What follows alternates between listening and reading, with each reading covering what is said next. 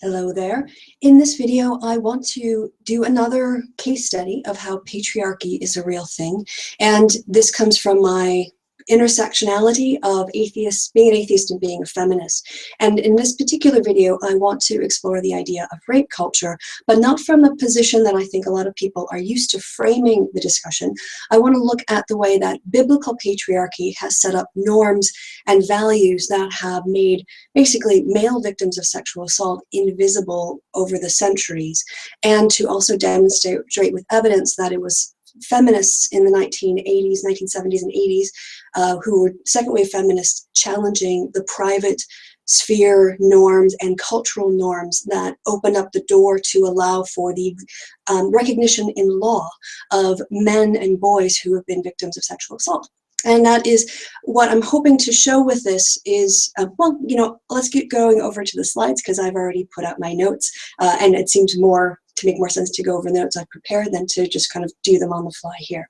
So in this video, I'm going to be examining the concept of rape culture, but from the perspective of the biblical norms that have been set out for male victims and how those norms were reflected in law and culture until second-wave feminism and how they have been changing in law, but how they still aren't really have not entirely been changed in our culture or in our social norms.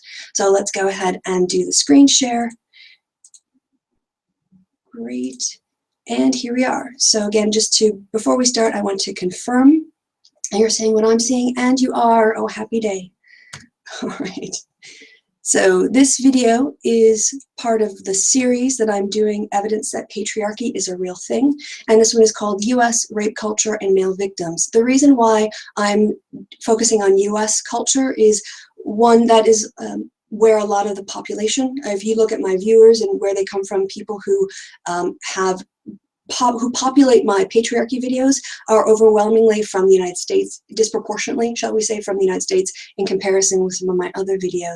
So there's an audience factor to it. And the other thing is that there's just data on the US that I could access rather easily online in order to do this case study. So that is why I picked out the US, but of course you could probably repeat this case study in a lot of different countries in the Western world and find similar patterns, and you could also look at this case study in non-Western societies and probably find that male victims are still rendered invisible because of patriarchal norms. So the premise of this video is that there are many who reject the idea of rape culture, and as evidence of this, I would just point you to the comment section of any video on the subject of rape culture. Unfortunately, a lot of this denialism is based on a misunderstanding of the term, and it is often the anti-feminist crowd who are the loudest in rejecting the concept of rape culture. In order to overcome their objections using evidence, I want to show rape culture from the perspective of male victims, because I think part of the problem that anti-feminists have is that they are, for a variety of reasons upon which is not probably useful to speculate, resistant to seeing cultural structures as existing and being oppressive. So they might say that, yes, individual men might be sexist, but if all the men in the hierarchy of a company are sexist and women in that company are not advancing as a result of that sexism, that is an example of systemic sexism. That's just individuals being sexist. Well, I would argue that those individuals occupying those positions of power and practicing systematic sexism across, you know, all of their jobs, that is systematic. So I want to look at the way in which male victims have been systematically excluded from the concept of sexual assault since the Bronze Age, based in the Bible. And now previously we would have discussed it in terms of rape, but since modern times it's been more and more often referred to as sexual assault. So I'll use those terms sort of interchangeably, but as I get more closer to the modern era, I'll make sure to try to use the word sexual assault, because it's really not, you know, there's a lot of ways that sexual assault occurs, not only with penetration, and I think that's what people tend to associate with rape is penetration. So that's what we're going to be doing in this video. Now, in keeping with my own intersectional atheism, I will first be demonstrating that the rape culture was created for our purposes by the biblical texts. And then I'm going to link the cultural norms or the religious norms that have been established by the Bible in terms of male victims of sexual assault by examining modern US culture and the way that it's basically parallels the biblical norms up until the second wave feminist movement and feminist activism that challenged social and societal norms around rape, sexual assault, and that included male victims of rape. All of these concepts, marital rape was also challenged in terms of its cultural acceptance and its acceptance in law. And then I'm going to demonstrate that even with changes in the law, there is still a cultural tolerance of male rape and the marginalization of male victims of sexual assault. That is still very much at work in US culture. And in particular, I want to show this. I think it's the easiest example to see how rape culture marginalizes and perpetuates the victimization of men by looking at attitudes toward rape of men in prisons. And that is a case study in US rape culture. In order to define my terms, I will be citing here from Olfman that in feminist theory, rape culture is a setting in which rape is pervasive and normalized due to societal attitudes about gender and sexuality. And that is the definition that I'm going to be applying to the issue of male sexual assault in law and in culture. And I'm tying that directly to notions of heteronormative patriarchal values that were initially established in the Bible and what isn't considered within the bounds of discussion for male sexuality based on those biblical norms. So behaviors commonly associated with rape culture include victim blaming, sexual objectification, trivializing rape, the denial of widespread rape, refusing to acknowledge the harm caused by some forms of sexual violence, and or some combination of these. And I think you'll see that most of those, by the time we get to the end of the video, you will see that most of those behaviors can be applied to male rape victims, especially men who are raped in prison. Again, keeping with my own intersectional atheism, I'm going to be demonstrating that rape culture was created for our purposes by the biblical text. Obviously, the biblical texts themselves were embedded within socio-cultural religious norms of their times and probably are not that different from what the Canaanites had in their culture, what the Egyptians had in their culture, but Canaanite religion doesn't affect modern society. Christianity does, Islam does, Judaism does. So I think that is why I'm locating the source of our norms about making male victims of sexual assault invisible until second wave feminism is directly a result of the biblical values that you can find in Western societies. So culture, by definition, is the ideas, customs, and social behavior of a particular people or a society. And rape culture is a setting in which rape is pervasive and normalized due to societal attitudes about gender and sexuality. And when we think about it, the Bible reflects the ideas, customs, and social behaviors that are the starting point for the big three monotheistic religions. So what does the Bible say about male victims of sexual assault? Well, let's look at the norms that the society provided about men at the time.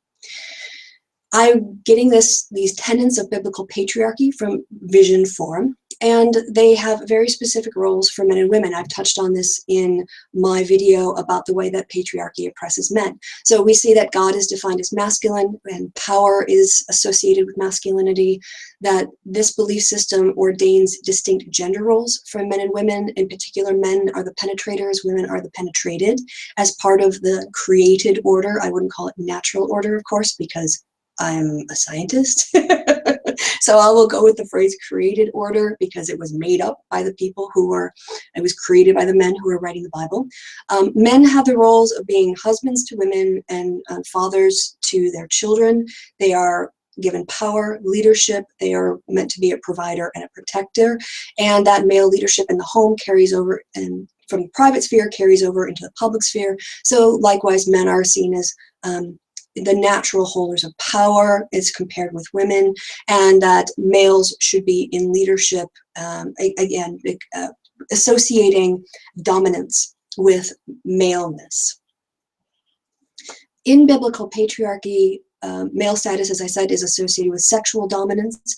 Homosexuality is criminalized with the death penalty. I didn't put that in the notes, but clearly the Bible is, people like the Westboro Baptist Church remind us constantly that there is an instruction in the Bible that if you find two men having sex, they should be executed.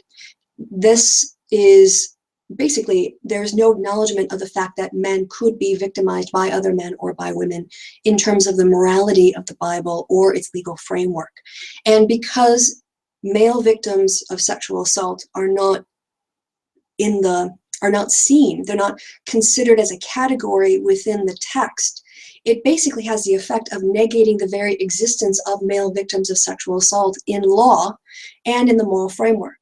There's no way that a man could go to his parents back in the day, first century common era, and say, I was sexually assaulted, right? If he said he was sexually assaulted or a man had sex with him, he was guilty of a crime that could result in his death, or that should result in his death if you take a hard reading of the text. Now, women, of course, had a wider variety of things that would happen to them as a consequence of being raped. They could also be killed for being a victim of rape. They could be forced to marry the rapist, or they were just damaged goods. So there are gendered ways in which the Bible deals with women and men's sexual assault. And for men, there's really only one option if it's to men, if it's a male on male sexual assault, and that is death for the victim. So that's kind of what I say in this slide. But there is also another thing that we can see in the Bible in terms of a stereotype we are still living under, that's still pervasive in modern society, and that is when sexual assault happens when a man is raped by a woman, that it's not seen as rape. The example I'm pointing to is, I think it was Lot and his daughters. Lot got drunk and passed out, and his daughters had sex with him according to the story, and each of them became pregnant. And that was never dealt with in the Bible as a sexual assault. It was probably dealt with on the level of incest, which the story was meant to disparage the children of that union, which had names like of Egypt or whatever the area were. So it was basically a story to show that the people from that area were the product of incest. But what is never brought up or dealt with, the women are never treated as criminals because it was never seen as rape. So in this biblical culture, the ideas, customs, and social behaviors of the people who are following the Bible in terms of their attitudes toward male rape victims is essentially to not deny their very existence. This, I would argue, and I'm not an expert on rape laws, so if you have evidence that other cultures, or before the late 20th century feminist movement started to deal with the issue of male rape, I welcome you to provide that evidence. The only evidence that I could find, though, when society really started to acknowledge the existence of sexual assault, either male on male sexual assault or female on male sexual assault, is as a consequence of feminism, and in particular the consequence of second wave feminism, the movement that was designed to really challenge gendered norms about men and women's roles in the home and also in culture. And that's where how the link between rape culture and second wave feminism's work come in. It's by making people more aware of the expanded definition of who can be considered a victim of sexual assault, and also changing the language maybe from rape to sexual assault because of the gendered way that we view the term rape as being a male on female crime. That is work that was done by feminists in the 1980s. And this story picks up on that. So I'm now going to examine the cultural norms of male victimhoods, or male victims of sexual assault, by looking at U.S. culture in its modern context and its parallels to the biblical norms. So my argument here is that the blind spot to the concept of male victimization, or the prosecution of sexual assault against men, has continued right the way from the Bronze Age up until modern times. And I'm going to just quote this bit here as evidence, and you can always read the linked article that I will provide in the description box. It's from the article I just showed, Men Struggle for Rape Awareness. 1.4% of men in a recent national survey, this article was done in 2013, said that they had been raped at some point. The study by the Centers for Disease Control and Prevention found that when rape was defined as oral or anal penetration, 1 in 71 men said they had been raped or had been the target of attempted rape, usually by a man they knew. This study did not include men in prison. And 1 in 21 said that they had been forced to penetrate an acquaintance or a partner, usually a woman, had been the victim of an attempted forced penetration, or had been made to receive oral sex. Other estimates have run even higher. A Department of Justice report found that 3% of men, or 1 in 33, had been raped. Some experts believe that 1 in 6 men have experienced unwanted sexual contact of some kind as minors. Continuing on. But for many men, the subject is so discomforting that it is rarely discussed, virtually taboo, experts say, because of societal notions about masculinity and the idea that men are invulnerable and can take care of themselves.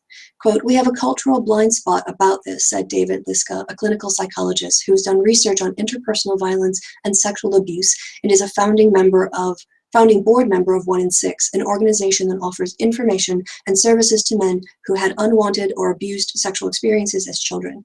Quote, "We recognize that male children are being abused," Dr. Liska said, but then when boys cross some threshold somewhere in adolescence and become what we perceive to be men, we no longer want to think about it in this way.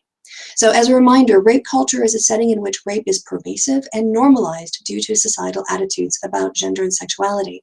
And I don't know about you, but I don't want to see 3% or 1.4% or 1 in 6 or 1 in 33 men having been raped and then not feeling comfortable talking about it or prosecuting it because they feel that the myths that we're going to look at, they don't have a voice, that people won't believe them, that they're ashamed of what happened to them rather than looking at it in terms of a crime that was committed against them. And this is linked very clearly to attitudes about gender and what it means to be a man and sexuality, especially when it comes to issues of homosexual rape in the culture. Ergo, rape culture is a real thing, and it's happening right now in the US. So now I want to demonstrate that it's not until second wave feminism that you see societal norms around rape, and in particular male victims of rape, being challenged in the law. From this piece by Tewksbury, the research about male victim rape only appeared less than 30 years ago, mostly focused on male children. The studies of sexual assault in correctional facilities, focusing specifically on the consequences of this kind of rape, was available in the early 1980s, but nothing was available during the previous years. So now from a different piece I want to read, and this is from an article called 23 Ways Feminism Has Made the World a Better Place for Men. Did you know that until recently, the FBI's definition of rape was as old-fashioned as the horse and buggy? That is, until feminist activists decided to change that. Thanks to the Rape is Rape campaign, launched by the Feminist Majority Foundation and Ms. Magazine, more than 160,000 emails were sent to the FBI pressuring it to change its archaic definition of rape. The old definition, carnal knowledge of a female forcibly and against her will, hadn't been changed since 1921. It meant that many types of sexual assaults, including the rape of men, weren't counted as part of the Bureau's annual Uniform Crime Report. When the decision was announced, the then VP and General Counsel of the Feminist Majority Foundation, Kim Gandy, said, "This is a major policy change and will dramatically impact the way rape is tracked and reported nationwide. The new definition now includes all forms of penetration and no longer excludes men."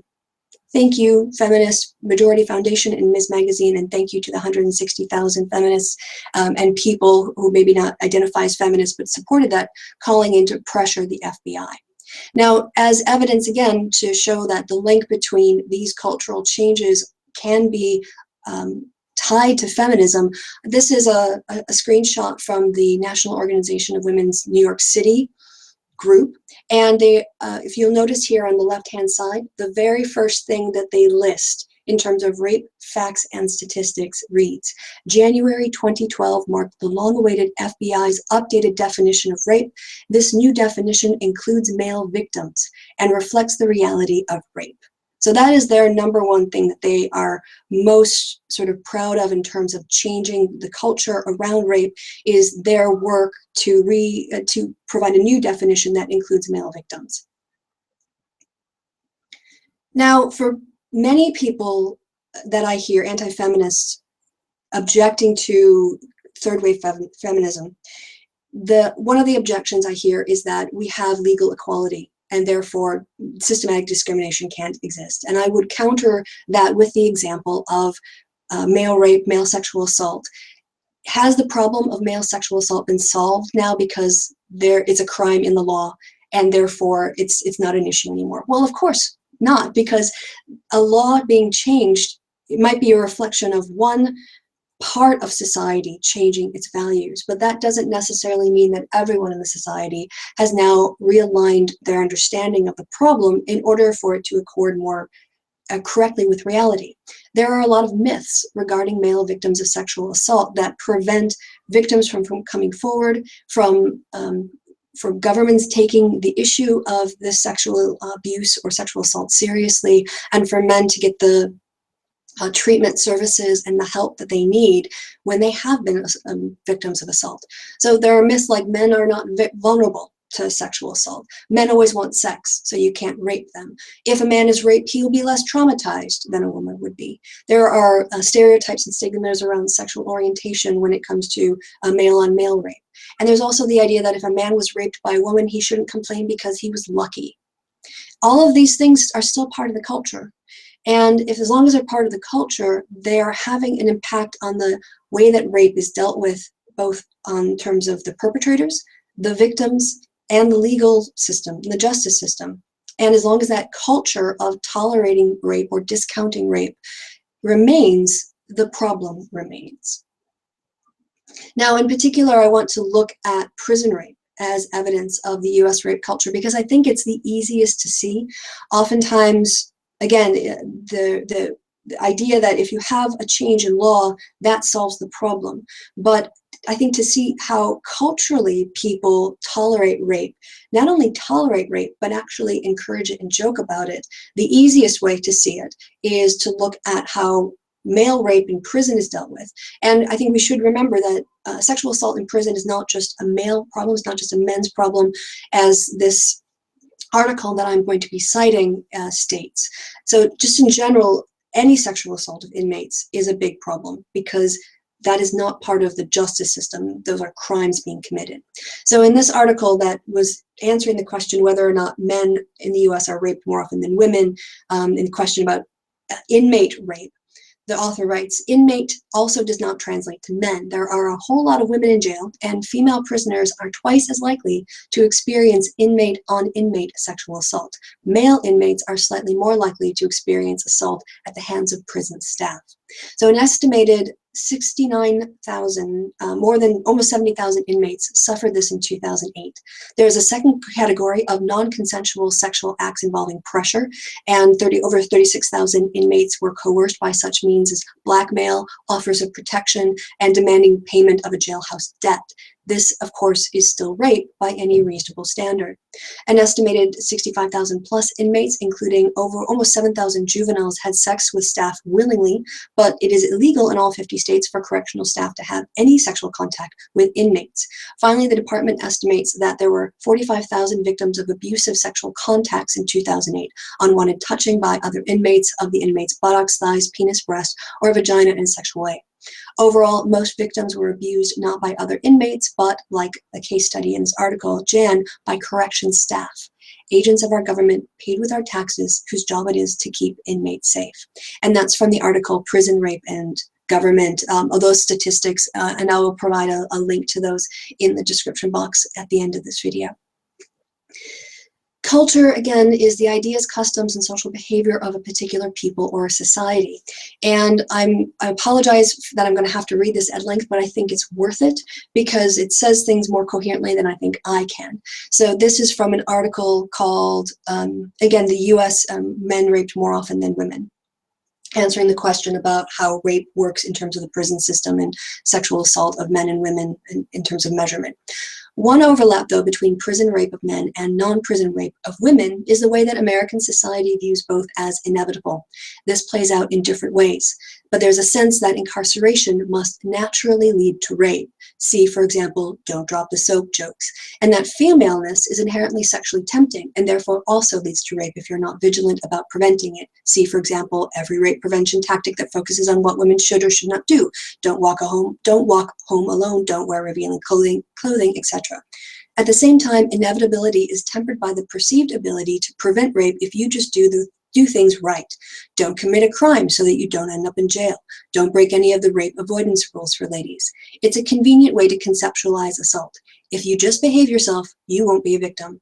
For women, doing things right requires constant vigilance and an understanding of oneself as inherently vulnerable. It keeps us fearful, and it inhibits our freedom of movement. For populations with high incarceration rates, doing things right also requires constant vigilance and an understanding of oneself as perceived as inherently criminal. It keeps entire communities fearful, resentful, and unable to seek the protection of the police, and it inhibits freedom of movement and expression and speech. It is also impossible to separate this issue out from racism, classism, ableism, and homophobia. Therefore, to bring this to an end, as a reminder, rape culture is a setting in which rape is pervasive and normalized due to societal attitudes about gender and sexuality. Is the answer to jokes about prison rape and tolerance of unprosecuted sexual assaults in prison to whine about political correctness gone mad? Or is it time to recognize that rape culture is a problem that is contributing to the problem of these crimes going unpunished and these attitudes being unchanged? This is a problem we need to deal with. The fact that prison rape is still a joke is clearly evident in the culture today. And most recently we had the situation, well, at least the ones that I found here, Jared Fogle, who was convicted of, I think it was trying to entice a girl under the age of consent to meet up with him for the purposes of having sex. He was predator issues. And there were jokes about him being raped in prison. And the pushback that I would argue is coming from people like third wave feminists is to say rape jokes, prison rape jokes aren't funny, let alone, acceptable. And why are we still joking about rape in prison? These are crimes. This isn't part of your incarceration. You're not sentenced to 25 years and 1,000 times of being raped. That's not part of how the correction system works. Here's another article covering the same issue. Americans think prison rape is funny because of who gets hurt. Prison rape is a staple of American comedy because nothing is as hilarious as bad people getting their comeuppance, especially if they are Black men. Another article covering the New York Post's paper's comment making a joke about prison rape, and another article, the problem with prison rape jokes. The jokes don't happen in law. They happen in culture. And if people are joking about the sexual assault of men and women in prison, not seeing it as a serious problem, and therefore allowing it to exist, well, then it's pervasive and it's normalized. Ergo, it meets the definition of rape culture. So in conclusion, just to wrap everything up, biblical patriarchy negated the very existence of male victims of sexual assault. And that was the state of men who were victimized for thousands of years. Legally and culturally, those norms carried through until the later decades of the 20th century. It was second-wave feminists who were challenging gender norms in the private and cultural spheres who were the impetus behind a re-examination of many cultural views of rape, including challenging the marital rape exemption and now, as we see, redefining sexual assault to include male victims. Feminists have actively worked to change the legal definition of sexual assault, so the law now recognizes the sexual assault of boys and men. And I point you to the article that mentioned the campaign by Ms. Magazine, The Feminist Majority, to achieve that change. While the laws themselves have been changed, rape culture in the United States has a powerful social message about male victims, and jokes about men being raped in prison are still found easily throughout the culture. Conclusion, rape culture is a real thing that is impacting the lives of men and women in the United States right now. And those are some of the links that I have. So I'm going to wrap this up. I just have to change my screen so I can see myself too. All right. So that was it, really. These are thoughts that have been on my mind for a while, but I wanted to bring them together and clearly link them to biblical patriarchy because, again, as an atheist feminist, a feminatheist, an intersectional atheist, I do see the Bible as a direct source of these problems. And even as with secular governments or societies that are increasingly non-religious, move away from the holy text, the values of those texts are still embedded within the culture. And it's not until we start to see how negative and harmful and destructive those are to people in our society that we can start to challenge those norms culturally and within our peer groups and in the media, and to point out that rape in prison, we wouldn't tolerate it if it was being done in Saudi Arabia. If it was the case that, you know, people were, like men, instead of being lashed in public, were being raped in public, we would all be condemning that. And yet there's this double standard where in the US, you know, if you are sent to prison, there are jokes being made about your inevitable rape, as if that was somehow acceptable, because they're, you know, and more often than not, it's directed at men. But again, we've seen women also experience sexual assault when they are incarcerated. But in terms of the jokey part of it, it's certainly more directed at men. I don't see how you can deny rape culture when it's the culture that is basically laughing at male victims of sexual assault. And so that is why I made this video. So I'll go ahead and provide links in the description box below to everything that I've cited in this article, and I'm sure it will create a lot of buzz in the comments. So thank you for watching all the way to the end. I appreciate your time and attention. I've been Kristi, you've been awesome, and I'll see you later.